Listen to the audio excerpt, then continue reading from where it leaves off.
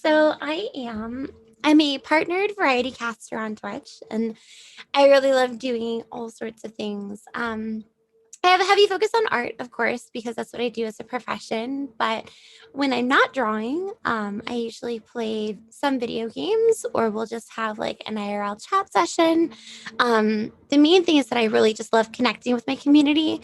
So I like to play games that are engaging, be that things that I can play with them or games that are kind of a little more on the relaxed side. So that way I can chit chat and still hold conversations while playing games. How long have you been streaming for? It's going to be my 4 year anniversary, May 28th of this year. Oh wow, that's wild. I know it's really strange. I never thought that I would take to streaming as much as I have. It's honestly amazing. What was it like when you started? Nerve-wracking. Absolutely nerve-wracking. I didn't even have a webcam for the first month. I was just I don't know. It seemed really not strange, but it seemed really like not for me. Like I didn't know if I would take to it. And apparently it just kind of it stuck. It just stuck. I did it for fun. I played video games anyways and a bunch of my friends and my husband had always said, you say some of the weirdest, silliest things when you play video games to yourself, anyways. You may as well do it while talking with other people and just give it a try. So I did. And so, my husband and a couple of my best friends we all started playing Final Fantasy 14 on stream since we had been playing it for years off stream, anyways.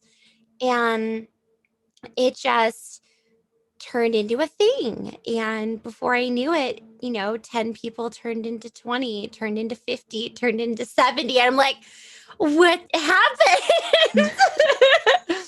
But I took it really casually. Like I didn't want to get sucked into the partner grind right away. I didn't want to utilize it for a source of income. I really wanted it to be a hobby because, when you're an artist and it turns into your profession, your hobby becomes your job. And so I really needed something that was going to be a hobby outlet for me. And, a lot of my friends that were starting streaming were really obsessing with numbers. And I fell into the trap and I told myself, look, okay, no, this is not what you got on here for. So you're going to stop it. So I took a good, year and a half to really just slow roll things. And then when the pandemic hit, I'm like, okay, well, if there was ever a time for me to try to be uplifting and really just be there for my community, it's now. So I spent from March all the way till I got partnered in November on Twitch, just really changing my focus in the way that I kind of interacted with people because I've always had an open and inclusive community, but I wanted to be more open and real and genuine to, almost to a fault. like people could see my flaws if I was on stream. If there was a bad day, I wasn't afraid to talk about what was going on in my life. If somebody else came in and they were having a bad day, I wasn't afraid to ask them how we could help make it better. And I really noticed that, going more, not that I wasn't open in the beginning, but being more open and really talking about things that were going on in my life helped other people that were going through similar situations feel better about themselves and that they weren't alone. And I guess that was a big part of it. Is it's I don't want my community to ever feel alone because they always have at least one person because they always have me. What would you say the best thing about streaming is? My community, honestly. They make my life happy. Before streaming and doing everything that I have with Tasty Peach, I would, go to cons. I would meet people while I was selling my merchandise. I would hold conversations, get to see fans up close, firsthand, talk with them about what I do. And when things got busier, I had to stay home more and I wasn't able to get that interaction that I used to. And I missed it. I craved it. And so when they suggested streaming and streaming not just video games, but also streaming my art, I thought, oh, okay, well, this will be nice. So then I started getting that same feedback and interaction that I used to at conventions.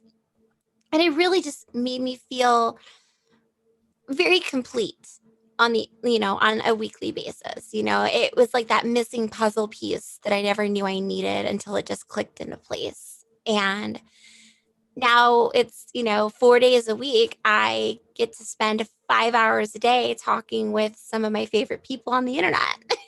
It's really fun. I don't know how you stream for so long. I don't know. There's something about it that just kind of it just feels right. So I limit myself to 5 hour streams. I try not to go over unless I'm so into a game or I'm having an event. Then I won't go past maybe a 7 hour stream. Like I'll give myself 2 extra hours to really get involved in something. Um, for instance, 2 weeks ago I had a subathon 2 weeks ago, and that was my first time doing a shiny grind, and I had never done one before or on stream. So here I was thinking, oh, this will take a few hours, and we'll get a couple things. No, it was a 25-hour 4-day saga that finally ended at the last minute with it hatching, and we got it. So it was a journey, one that I was not ready for. What would you say the worst part about streaming is? The worst part about streaming to me is when somebody comes in, it's not even the trolls, like you're always going to have people that have nothing better to do in their lives except for try to make somebody else miserable. You can't get rid of that. It's just some people, that's just who they are. And as much as I would wish that they had something better to do with their lives, um, there's ways to handle them that I feel are a little bit better than what some other people do. And yeah, you can be rude back to them and you can be mean, and maybe they'll leave you alone or maybe they'll just come back. But I try to have fun with it. Somebody comes in, and I don't know if this is going to be an okay story or not, but I had somebody come in that literally said in my chat, "Show me your tits."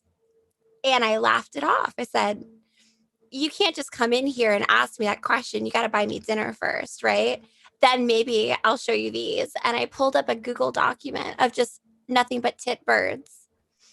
And I showed the stream and I said, "Here, I got a whole box full of my snapshots." And it was just a whole bunch of tit birds. I said, "That's more tits than you can have for days." And we just had a good laugh about it. And it was one of those moments where it's like, there's always going to be a horrible part of stream that you can find a way to make positive, if not for yourself, then for somebody else. And that was a very awkward and not fun situation that some people could take in a way that could be really angry. And I decided that I didn't want to be angry about it. I wanted to have fun. And so we did that. And at the end of the stream, I actually got an apology from the person. They apologized in a private message because they said that that was probably one of the funniest things somebody's ever responded to them with. And it was pretty great. Does that happen often? No, luckily not for me. Sadly, it happens to a lot of other women on the platform. I don't get it nearly as often. And I'm not sure why. I'm assuming it's probably because most of my streams are very, I don't know. Most of my streams are very wholesome, but I know that so are so many other streamers that also get harassed. So I'm not sure exactly why. It's not like this constantly with me. Maybe it's because my mods are just so fast with the hammer that I don't see things half the time.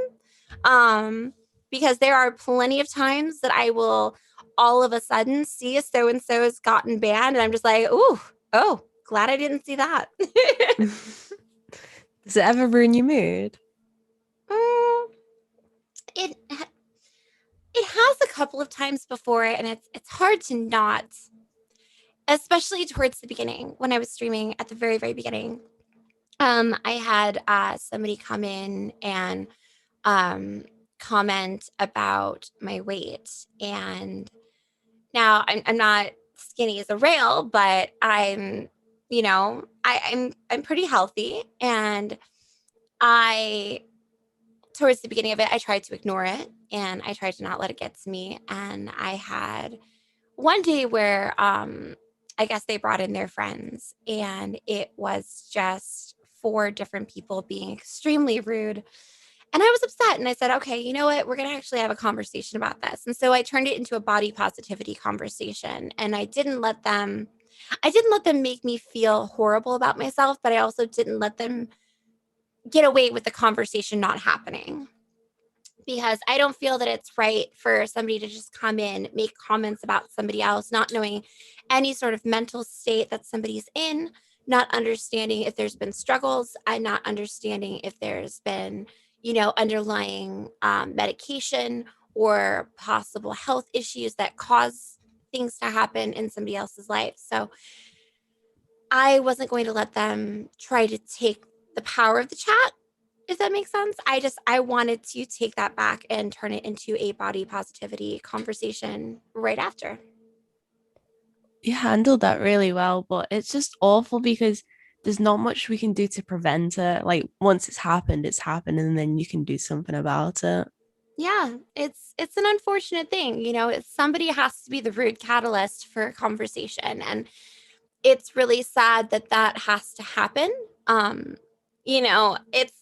It's funny because you learn in grade school, if you have nothing nice to say, don't say anything at all. And it's almost like people just forget one of the first life lessons you get taught as a child.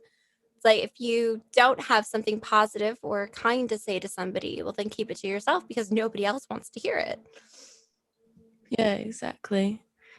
So, how long have you had your online store for? Let's see. We've had a we've had various online stores. So um I want to say our current one, I think we've had our current one for 5 or 6 years. But it started off with just an Etsy, and then Etsy started having really strange like fee amounts, and it got really kind of out of hand. So we swapped to a website called Artfire. And so we were on Artfire for a couple of years. And then once we were able to afford our own website and actually have a cart, system and everything integrated, we swapped to Shopify. So we've had three different website locations, but this is the one that we've kept the longest. And I believe it's been open for 6 years at this point. So, what kind of things do you sell? Because I noticed that there's like many different things. Do you just sell like Mhm. anything or just like a certain category? It really depends. So I have a broad range of products because personally I like variety. I like designing for different things. I would say that plush and enamel pins are kind of our bread and butter, followed closely by apparel. So I love designing all sorts of things. But some other stuff that I really do enjoy is like accessories. So I love designing jewelry. I love designing like zipper pouches or small home goods like my coasters. Um, it's really just one of those things where it's like I've had to shift my mindset from I want to make this item to I want to design this design that can go on multiple items. And really start getting into a collection focus since I became a licensed brand. Is that something that you've always wanted to do? Honestly, I wasn't sure that it was possible. I had always seen brands like, there's Sanrio and Sanex and Tokidoki, and, they're all over the place. And for me, I was always really just in love with those brands. And so when I was a kid, I wanted to be an artist because those things made me happy, and I wanted to make other people happy. So I felt that if I could design and I could draw and I could create things that people would love and be happy with and make plush toys, that that's what I wanted to do. That was the job I wanted to have. I mean, outside of a paleontologist, but let's be real, I don't like dirt. um, but uh, but yeah, I really wanted to create things ever since I was little. And in high school, it's kind of when I was like, okay, well, why don't I do this? And maybe I can do it at cons. I learned about how you could sell in an artist alley at anime shows. And I'm like, well, I'll give it a shot. Why not? I love anime. I love video games. I'll have fun and I can maybe sell some artwork. And the first convention that I went to up in uh, the new area that I was living in, I had moved from Florida and I was living in Indiana. And I went to a show in Chicago. And it was the first time I had been to a con. It was the first time I was really like doing much of anything. And lo and behold, my first artist alley table, I met the man who would then become my husband. And together we built this. I did not think that when I was starting off just doing art that I would ever be a licensed brand. I wanted to be comfortable. I wanted to be able to sell enough of my work to buy my house, to live comfortably, and to be able to do what I love as a profession. I never knew that going into this, that all of the hard work and sacrifice that I put in would eventually turn into something much bigger than a childhood dream. That's so cute how you met your husband. He's a sweetheart. I have really bad ADHD. He's like my second brain. Oh, it sounds like a story from a movie. It's so cute. Thank you. Sorry, I'm just like I'm a blushing red mess right now. No, it's fine. I'm not that sociable. I can just lie to myself and I'd be like, yeah, I'm so confident. You know what's funny? I am too, because as confident as I come off to some people, I am a introverted social butterfly that does not know how to spread her wings very far. Oh, And I definitely yep. relate to that. So there's a reason they call fake it till you make it, right? So, do you stream full time or do you have like a part-time job on the side as well? To be completely honest, Tasty Peach is my full-time job. It's been my full-time job for the last 8 years, 9 years. Yeah, because I had to work Oh, the first year. I was doing part-time. But yeah, no, for almost the last decade, this has been the only job I've had. And same with my husband. We run this full time. And outside of that, streaming has become not the part-time job, but it's become a much more involved process for me now. Um, because it is a secondary form of income. So it helps with things like, being able to fund my setup. My community has helped me buy a standing desk for my health. Excuse me. Oh, froggy throat. Oh, goodness. so is this So something that sorry. you always want to do, the streaming and the online store? Something I've always wanted was definitely to sell my products, whether it was online, in a physical store. Streaming just kind of happened. I had no idea. I honestly, before my friends had mentioned it, I didn't even know what Twitch was. Oh, wow. Now, how does it feel to have 10.4K followers? There's 10.4K people that think I'm worth their time. And that's amazing. The fact that individuals think that I'm worth spending that time, because something that I always talk about on my stream is that number one is always to take care of yourself, because I never want somebody to come in and drop subs or tip or do any of that unless they're in a financially stable place to where they're okay to do so. And that's my number one rule, and we talk about it every stream. And the other thing is that time is not something you can get back. You can always earn more money, you can't earn more time. So the fact that people spend their valuable time with me means the world to me. So that's kind of, the two keystones in my community. And it's kind of amazing that they even want to spend that time, honestly.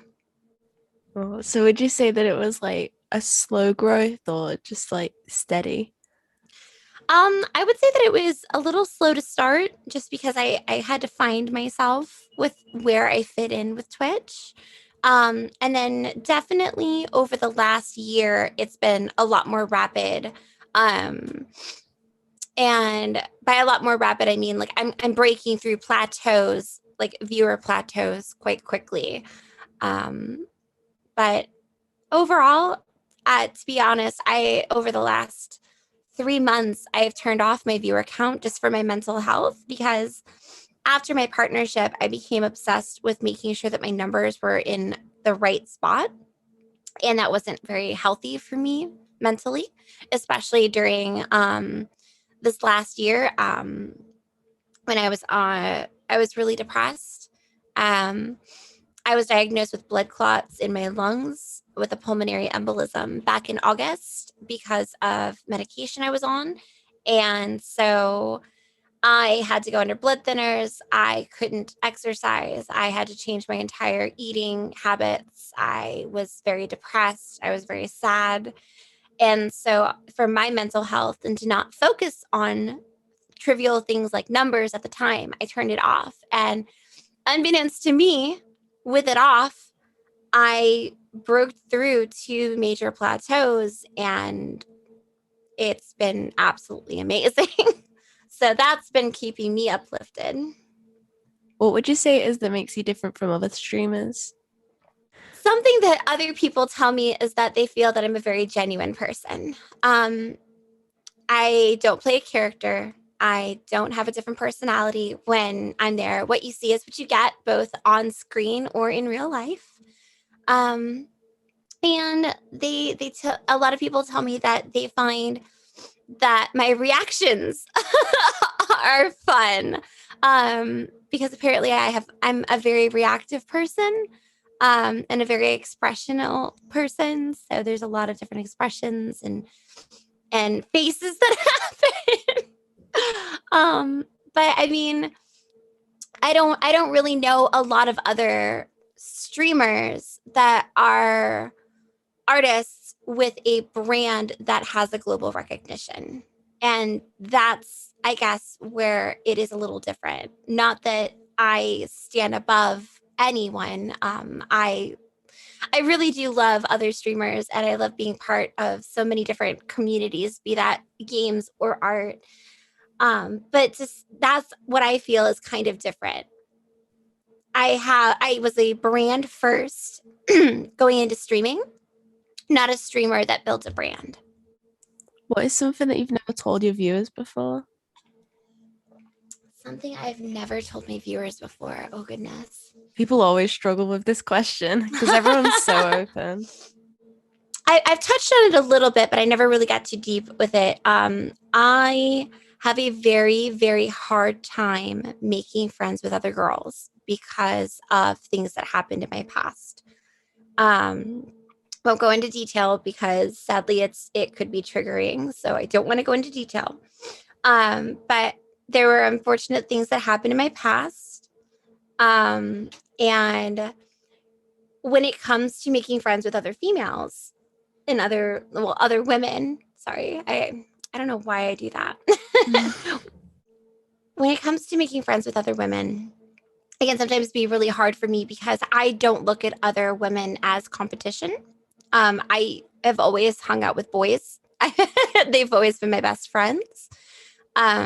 So I never understood why some women have a sense of cattiness or a sense of competition. I've never understood that myself.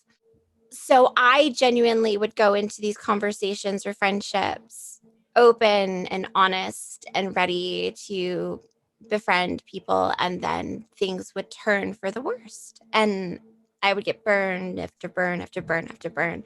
So for the longest time, I closed myself off to other women and never really made friends until streaming.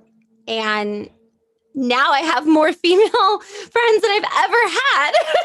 And it's actually really refreshing because I'm realizing that so many of the women on the platform have gone through a lot of the same stuff I have.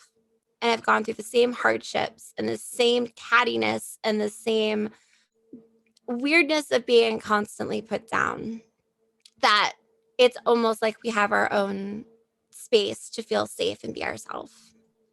And it feels uplifting because so many uplift each other. Yeah, that's great that you can connect with people like that from Twitch. I feel like it offers a lot of opportunities for people.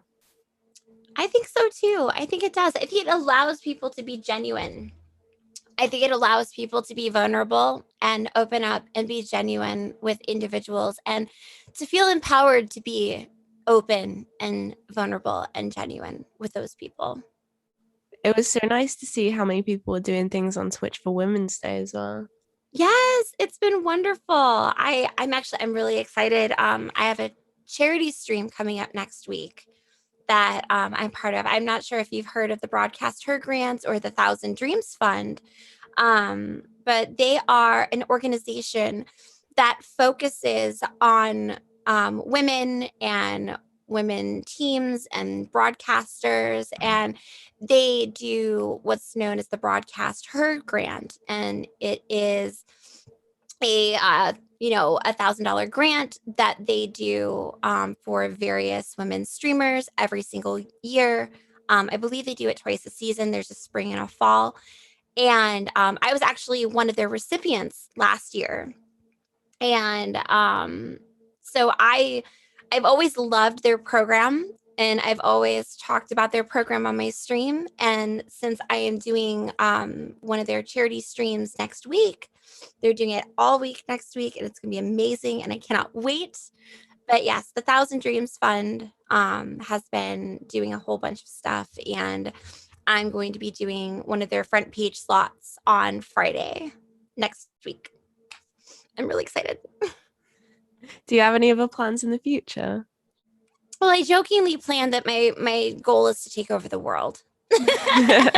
My goal is to take over the world and make it a softer and kinder place. But but in reality, really, there's quite a few releases within the next couple of years that I'm working towards that unfortunately I can't go into detail about. But I am hoping to have another Kickstarter later this year. Um, Along with another one in around spring of 2022. Do you have any aspirations unrelated to streaming or your business? Honestly, I would love to. I've never been to Japan, and we've been saving for years, and we were going to go right before COVID hit. So I'm hoping to take my first trip to Japan in the next year or two once it's safe. And I've always, my husband and I, we've always said we would love to be around baby seals. His favorite animal is a baby seal. My favorite animal is a penguin. We got to see penguins up close and personal. Actually, there was an exhibit we went to where the penguins would come out and they would paint little pictures with their feet. And so I got to actually get close and feed a penguin. So we want to go to a trip and actually see a like and play with a baby seal. Oh, that would be so cute. I love them. Do you like to travel then? I love traveling. I miss it. That's honestly been the most well, I shouldn't say it's the most horrible because it's far from the truth. The most horrible is of course COVID itself, but for me, the feeling of being stuck inside has been horrible, and I can't wait to actually go and do things. I look forward to taking my dogs on long walks because I just don't want to be in the house all the time. How many dogs do you have? I have two. I have two Samoyeds. One is 3 and the other is 2.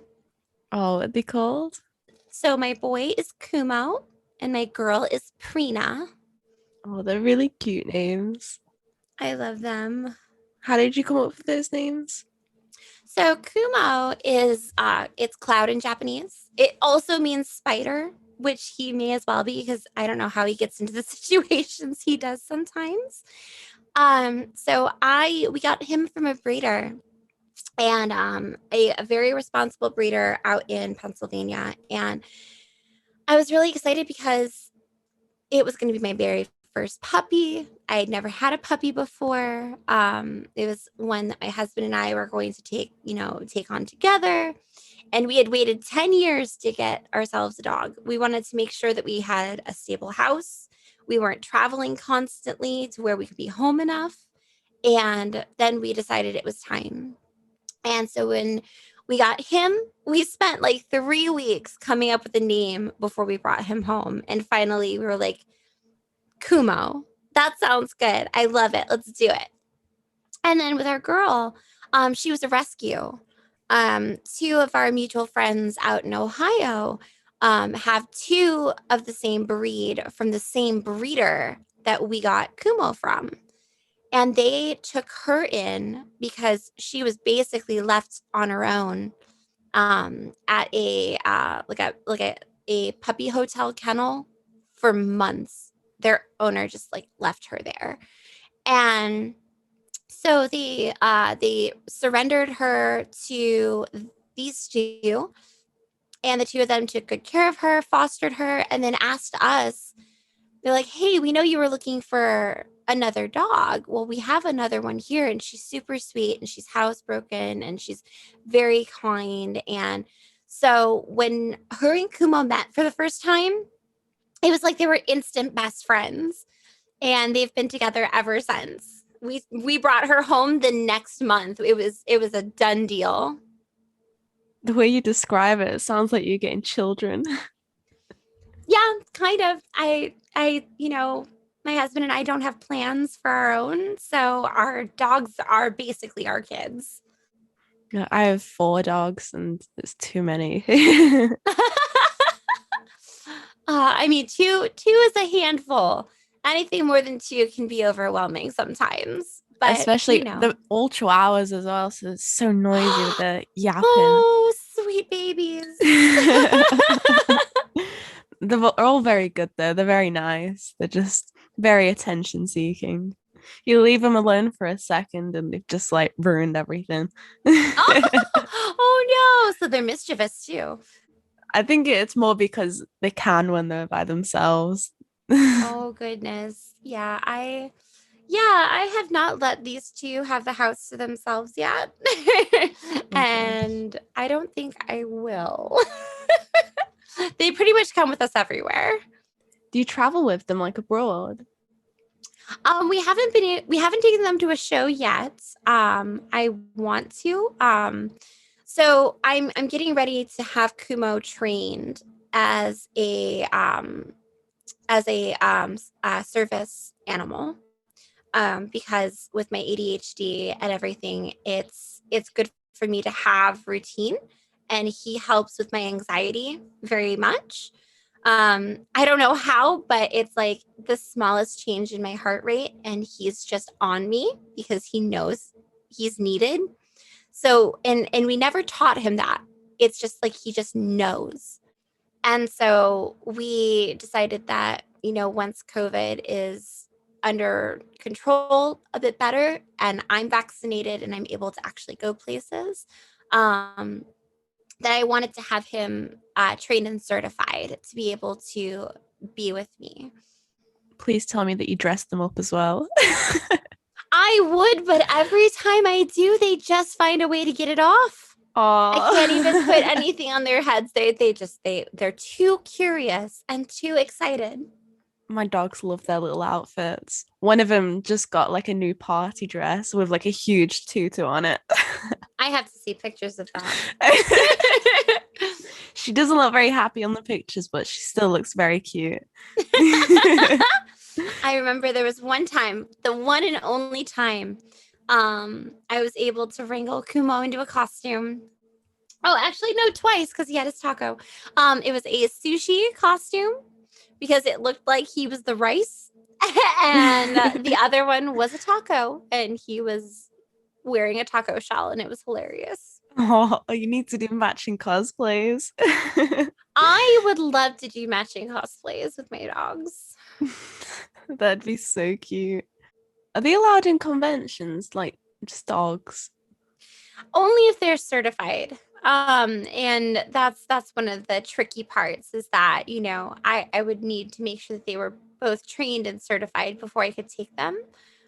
So unfortunately, I don't see them coming to shows with me anytime soon, if I go to shows at all.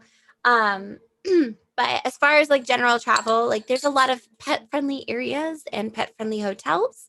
So we try to take them with us when we go to places. And if not, we have an amazing place nearby that takes really good care of them. It's almost like a second home for them. So they're always happy to go there. I'd love to go to more conventions, but in the UK we have barely any. Like the big ones are in London, and I do not live anywhere near London. So it's really annoying.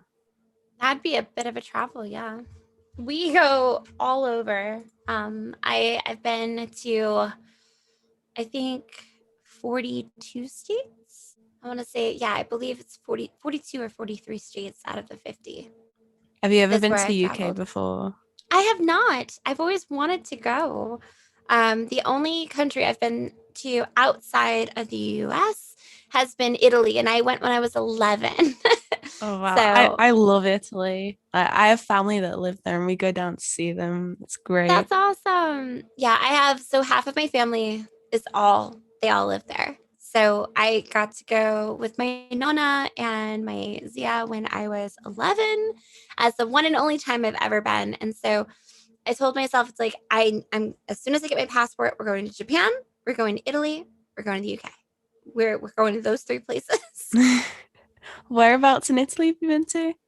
I've been to Milan, which is where most of my family lives, and then Venice. Oh, I've only ever been to the south part, which is Sorrento. Oh, nice. Never Oh, been to the north part. yeah, most of my family's from the northern part of Italy, so I we went there because I have family that lives in both spots. I'd love to go to Japan as well. Me and my sister have always said that we should go there. You should, you should, you should. I'm really looking forward to going. Um, I love the food. I am excited to visit. There's so many fun places. I told my husband the first thing I want to do is since we play Final Fantasy 14 so much, I want to go to the Eorzea Cafe. I want to go to the Pokemon Center, and I want to go to Tokyo Disney. I just know that I'd spend so much money there. Yeah, that's why I've been saving for years Just because I imagine how many know it would cute things there'll happen. be. I'll just like end up so broke. Oh, okay. There's Starbucks better cups than we do in the US. So, I mean, yes, especially in the springtime. Have you seen their cherry blossom collections? Oh yes, it's so cute. Oh, it's Everything's just 10 insane. times cuter in Japan. It really is. And the things that you sell in your store did remind me of that, the kind of Japanese toy vibes. Yeah. So my brand has always been Japanese inspired. I love the minimalism. So it's Japanese inspired minimalistic. And so it's like I take my style and what I enjoy and I make it minimalistic, but also super cute. And I have two different variations in my style. I have something a little bit more detailed, like some of my t-shirts are a little bit more illustrated, where a lot of my pins and accessories are a lot more like chibi or simplified. I'm guessing pink is your favorite color as well. It is. I mean, if you can't tell from the photo, I have pink hair, pink headphones, I have a pink office. I have Pink pink is hair my favorite. too. Yes. Oh, wonderful. Yes. Pink hair is just the best. Hmm. What is your favorite product that you sell in your store? So I've always loved plushies. I've always loved plush toys my entire life. I still collect them to this day. We had to buy a bigger bed because I have so many. Um, I want to say that out of all of my products, My plush are definitely some of my favorite things. Oh, I have to agree. I love plush toys. I have way too many. No such thing as too many. No such thing. So what's the most popular product that you sell? I would say category wise, it would be we sell plush the most. Outside of that, I would say that the Meowchi are probably our biggest collector, like collector's items. So we have, I don't know how, but for some reason, my Meowchis have just turned into like this cult collection item where everybody has to have everything, or you have to have every single one of these plushies, or you don't have a complete set, and then it's like a hunt to find them somewhere on the internet. So I like to create variations of them and do different themes or different foods or different color sets. And so I had just the original flavor series because they're supposed to be mochi cats. So they're all based on different flavors of mochi. Well, then I made a vampire bat and a candy corn for Halloween. And then I made different ones every Halloween every year after. And now there's sushi ones, and there's a queen bee, and there's a calico. And like, I don't know. I do a monthly pin club on my Patreon, and I make a different Meowchi pin every single month. I have a Meowchi pin club, and so there's all these different variations of this tiny soft mochi cat, and I would say that by far the Meowchi are number one, followed closely by the Nom Walls at number two, and then pretty much everybody else just like fits in. When I was looking for your store, I had to just stop looking because everything was too cute. And I'm like, oh, I'm gonna end up buying everything. Oh goodness. Well, I'm glad you like them. I'm glad you enjoy them. Everything is just so adorable. Thank you very much. So, how is it that you come up with everything? Are you inspired by anything in particular? To be completely honest, I can find inspiration in anything from a song or listening to something funny that a friend says based on a personality of somebody else or a favorite food. I have a way to find inspiration in just about everything around me, and it's not even visual. So I have what's called aphantasia. And I'm not sure if you're familiar with aphantasia, but aphantasia is known as a blind third eye or a blind mind's eye. Um, I cannot close my eyes and picture anything. Most people can close their eyes and they can visualize what an apple looks like. I close my eyes, I see nothing. But if I were drawing or creating and listening to music, I can feel how I want to draw and pose something based on my emotion and how the music makes me feel. So I've created my own way of visualizing without visualizing. And I never knew that aphantasia was a thing. I always thought that everyone was the same as me, that the close your eyes and picture a beach was a metaphor and not an actual thing.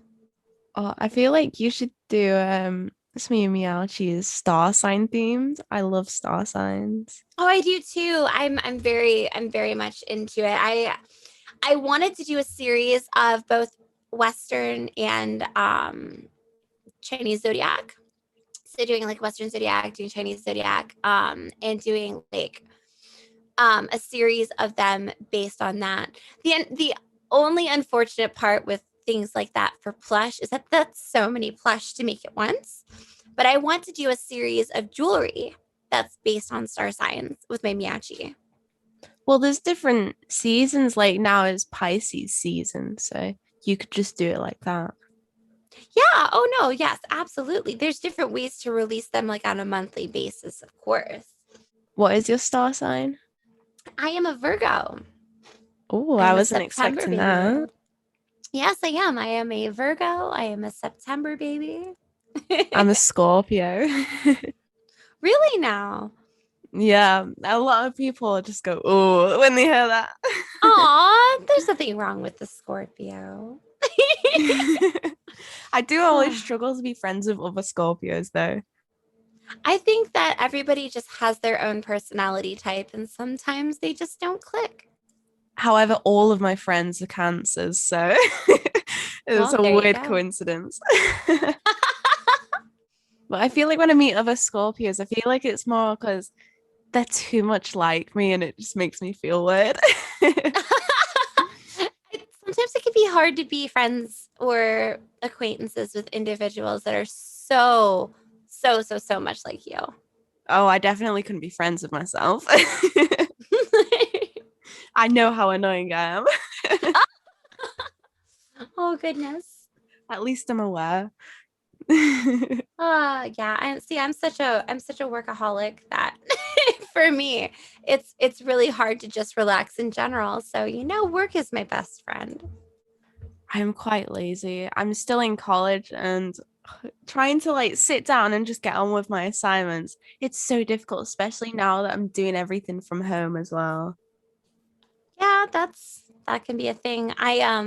When I was doing when I was doing my graduate courses, I was not very happy because I had to do them on the road. I did all of my work online because when I was first going to get my degree for design and illustration, I was going to campus and it was fine up until the point where they told me I had to do a summer internship. By that point, I had already built a business. I was already traveling. I couldn't take 3 months away from my business. It would literally kill my business. And so I stopped going to campus and I transferred to an online that basically circumnavigated. So I did not have to do an internship, but instead I had to do 4 extra courses to make up for it. So that's how I got away with not having to be an intern. Do you prefer education to working? Honestly, I'm so glad to not be in school at all. Really? I like learning, but I like learning at my own pace. I like exploring the rabbit hole. I My brain does not work linear. It never has. I I could be working on something, get hit by inspiration, and then I can instantly just go to my tablet and start drawing. And I'm like that's because so I have a opposite. flexible job. I'd rather just somebody tell me what to do. I can't. It's so hard for me to listen. See, I am a visual learner, but I'm also a an audio and I have to physically do it to learn. I have to do all three. Um, if I don't, then I don't retain it properly. And so school was always really difficult for me because I couldn't pay attention because of my ADHD. So school was always extremely difficult. I got good grades because I would study and I would do a lot of extra work, but it was so difficult for me to pay attention, even if I liked the subject. See, I'm very good with trying to pay attention. I have a lot of like self-control as well. I feel like that's one of my best traits. Yeah, impulse control is not very good for me. My brain just, like I said, goes down the rabbit hole and it will just hyperfixate or it will hyper focus on just about anything that has my interest at the moment. Are you a big online shopper? Yes. But I should say I'm a big online window shopper. I support a lot of small business and artists versus shopping with a lot of big brands. So for me, I always like to I try to find an artist every single month that I can buy something from that is both functional and useful and also pretty. Yeah, I struggle with that because I feel like with a lot of small businesses, they're always more expensive. Yeah, I understand that it could be a lot more expensive, but as a business owner myself, I understand that it's not necessarily because they want it to be expensive. Um, Yeah, Sometimes it just has to do with the time involved. So if it's something that's handmade, if it's more expensive than something I can get for $20, but I really like it and I really want to support the artist, I'll just buy it and spend the 60. I do understand that it is like more expensive for a reason, not just randomly, but being a student and just being so broke. Like I work part-time at McDonald's and they've not been giving me like any shifts during the pandemic. So I've Oh, just been buying goodness. like so much rubbish from places that you should not buy from. Yeah. And that's understandable. When I was first starting off everything here, I mean, it was instant noodles and coffee used to be expensive for me. And so I spent 3 years, like I said, scrounging. And when I said screw it to my job because they were treating me very horribly, my husband, he took on a 60 to 70 hour work week to make sure that things were taken care of. And then anything that was left over went to my art and my craft and things that I would create. So he worked full time and did a lot of overtime stuff. And I stayed home and started building this. And then he just really believed in what I was doing. And then it just turned into a full time job for both of us. How long have you been married for? We have been married for 5 years, but we've been together for 15. Oh, wow. That is a long time. Yeah, we dated for 5 years, we were engaged for 5 years, and then we've been married for 5 years. Are you two very similar or opposites? So we are, in some instances, two peas in a pod, but in many other ways, we are complete opposites. I'm very spontaneous with my brain. I go all over the place. I have a hard time focusing, and he is a numbers guy. He is very focused. His brain is very linear. He's able to organize and put all of my thoughts into place. So while I am very creative and I do all of the creative stuff. I make all of our graphics, our designs. I draw everything. I mock up everything. I order everything. He does all of our numbers and he does all of the books and he makes sure that everybody knows where we need to be next or how we put things together. He organized all of the cons that we would go to. Um, and he took care of all of that and he takes care of the house so I don't have to stress. Oh, you two sound great together. I literally would not know what to do without him. Oh, that is so cute. Right. I won't keep you for too long. Is there anything else you want to add or ask before we finish? Honestly, this has been great. I can't think of anything else. It's just been really fun. And thank you for making me feel so comfortable. I do appreciate that. I get Was. very nervous. Thank you for being on my podcast. It means a lot.